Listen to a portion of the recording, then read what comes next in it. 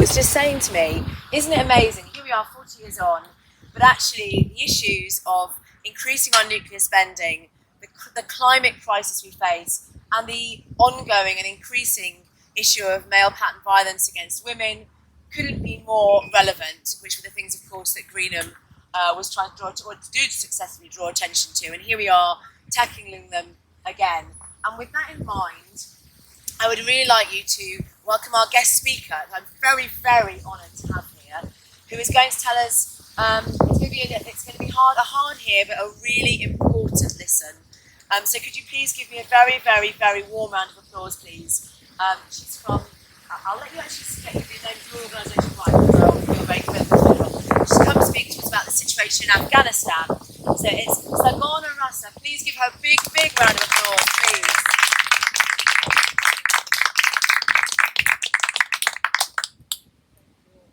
Zarghona Rassa, the founder and chair of British Afghan Women's Society, that was set up by women from Afghanistan, then asylum seekers, in 1999, 2000, and we became a registered charity in 2004.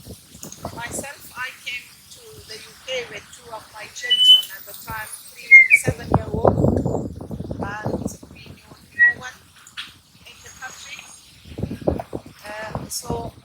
Because there was no organization and we were facing real difficulties, like I'm sure you have been watching on the TV these days, everyone was moved by humanitarian crisis that is happening, and this was the situation 20 years ago, in 2001, and before then when we arrived, there were only a couple of thousands Afghan asylum seekers in the whole UK.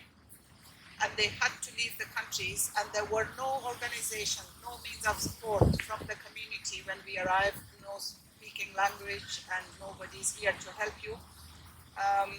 As soon as my daughter, who was 3 years old, I took her to nursery and I went to learn English with her. And my son was only 7 years old. So we had to start everything from scratch. And as soon as I learned language, within a couple of days, I volunteered to local council social services. I went to them and I said, if there are any women coming with children, please let me know, I will come and help them with some interpreting. And then we set up this organization with the help of other women from Afghanistan. We started as a networking group, and it took us to provide services for all the women across the London boroughs. And one of the very successful project that still have a Facebook page that is done documenting Afghan women's narratives.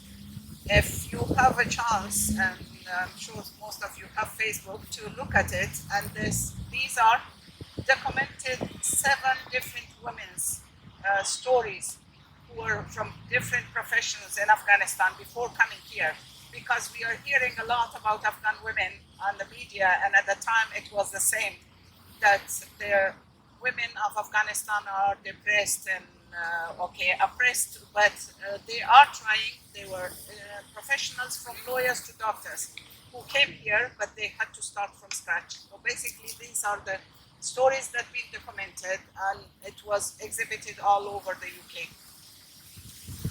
And then we were providing services, and we had to go back to Afghanistan since 2004, and you probably remember that there were children frozen to death in 2012 in Afghanistan, in internally displaced camps there.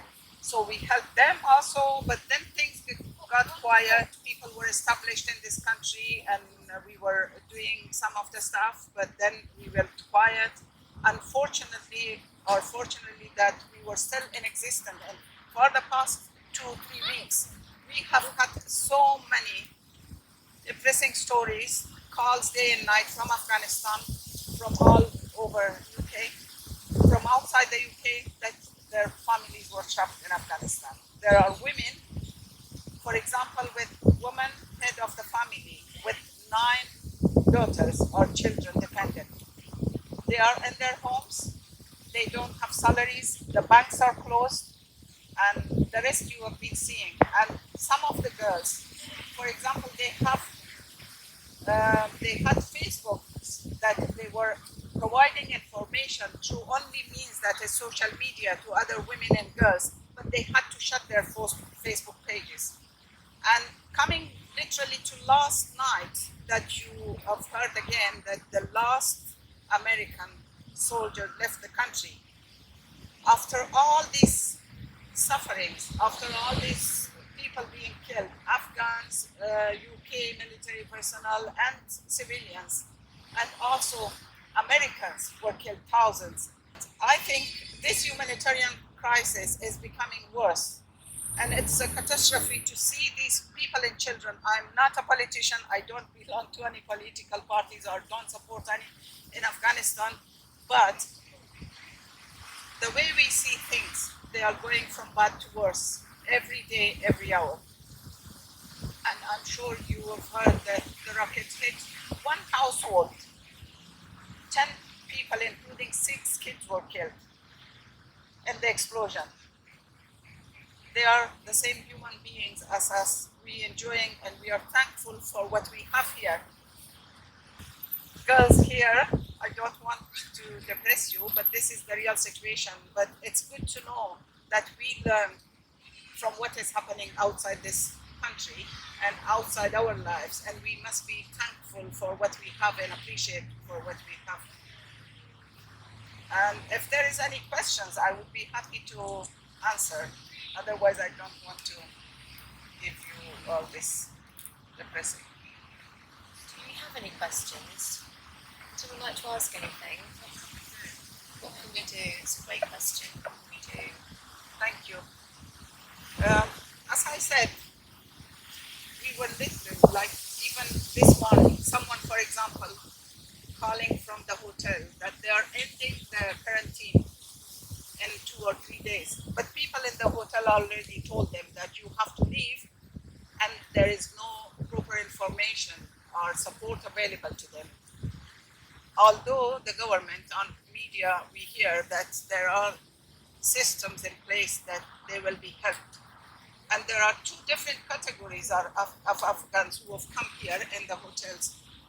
One of them are the British citizens who went to help their Afghan British citizens.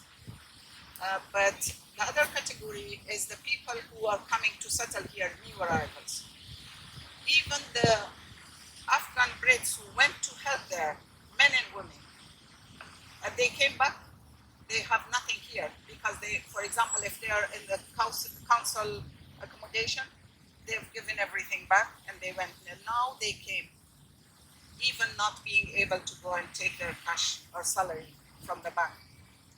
And they are being told that where did you live before? You have to go to someone and live somewhere. And also, there are other women who came here with kids. They, for example, don't have any means. They approach us that sometimes, people go and bring. There is no system basically in place at the moment, and we cannot blame anyone for this. So we are the only people that people approach us because they know, they speak the language. So we have to put them in touch with the local authorities wherever they are. And also we are in the meetings with different local authorities. So if people can help the organization, I don't want to say that, because it's always hard to ask for money or support from other people for myself or organization. But if you can, please, everything is on the internet. It's a registered charity. There is an account. There is a Just Giving page that I created also, and other volunteers. My page is with my name, Zarghona Rassa, and you will have it. Yeah, we have it on our website and our social media. So just say your organisation name one more time. Yeah, it is the British Afghan Women's Society. We have a Facebook page, Twitter account, and the website that unfortunately a couple of years ago was hacked and gone down, and we had to rebuy it from the same company again and put it in place. So yeah, we are doing a lot, and I don't want to talk about myself and the organization, but this is the people who need the real help, and we are there to help them. And we have young girls, Afghans, who were here students who are coming to us and saying that they want to help people. But the only big issue is where are they going to be placed? Is it going to be in London? It's going to be outside. So we have these connections and try to put people in touch. But at the moment, that is the reality and this is the situation. And even the council, that today we had the meeting on Zoom before coming here at 3 o'clock. Even the council don't know how is this going to work. And they're only doing their research and meetings with Afghan community leaders to see what can be done. Oh, yes.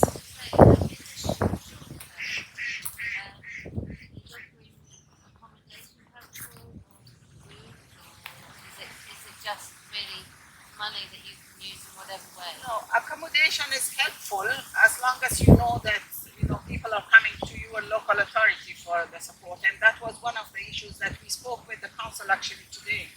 That if the people come to you, if we are aware, then even within our own community also, maybe some people they have a room, but we have to be sure that they will tell you how long are they going to be there. Because sometimes if you put someone, for example, for 6 months or 1 year, then there has to be a system in place to be talked about. Or if there is a temporary accommodation that people can actually rent their rooms and then the local authority would pay for them, they have to be established as well. So would people who might have room to offer, would they come through your organisation? Would they get in touch with your They organisation? can get in touch with our organization, but then we can put them in touch with the right councils. So Yes. Okay, great. Okay. So I think the really key thing is please donate. It really does come down to that at the moment. Organisations like this are an absolute linchpin in the web connections between the people that need them and the people like us who may be able to offer something, anything we can. Yes, you had a question, sorry, and then we'll... I'm just wondering, Wiltshire's only, I think, taking about 3 or 4 families in across the whole of Wiltshire. That's their designated allotment, and that just seems bonkers, considering the number of families that need to be housed and the amount of space that we have, and actually also the amount of generosity there is in our communities to be welcoming and supportive. And I just wonder how we can actually sort of speak to Wiltshire Council and to those others that are doing the allocation and to say, give us a chance to be far more generous than you think that we ought to be for families in a place like Wiltshire where there is space, there is the provision, and there is the heart to try and support. I'd love to know how we could,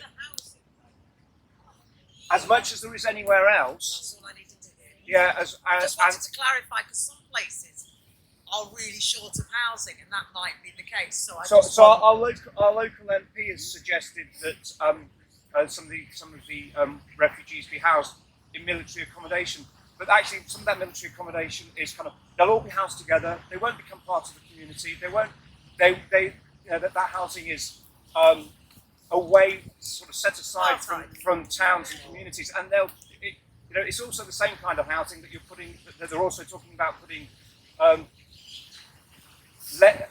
people that they don't particularly want to help in other parts of the UK. It doesn't seem like a very welcoming or generous offer. I think we need to be sort of saying, you come into this country, you become part of. We welcome you as our neighbours, and we want to show you the care and vision that we can, rather than you can just go over there, mate. I think it's good to get in touch with your local media and papers and put your voices there. I think then they can hear and read about it more. That's one of the ways. Perhaps we could edit your question and tag your local media into that question as a social media post. With your permission, I'll ask you about that afterwards. Yeah, fine. You had a question? Following on from Keith's point, our MP was saying that we could have many more, and we know that in Devizes there are lots of empty MOD houses down Drake's Avenue, Sarum Drive. Anybody else live down that way? They are, as Keith was saying, they're in communities. And previously, when we had a lot of Syrian refugees come over, I know that Wiltshire was, it seemed, pretty supportive. They did a lot in Trowbridge and places like that, and the question of language and helping to people to resettle in a different culture. I think everything is helpful, but the problem is that everything happens so sudden, and it has to be sort of coordinated into one place, and the coordination is more important, and the system to be thought about, because their own systems or experiences or examples of the Syrian refugees or other programs. So now it's important that the government with the councils and the local organizations like our organization, they have to come to a decision together, to work together, and then the system will be like, everybody is helping one another. At the same time, these people will get help. I think that's important. That's my view. Can we have a really, really, really warm round of applause, please, for the work that you guys are doing and each other? And I encourage you to go to the page, and we will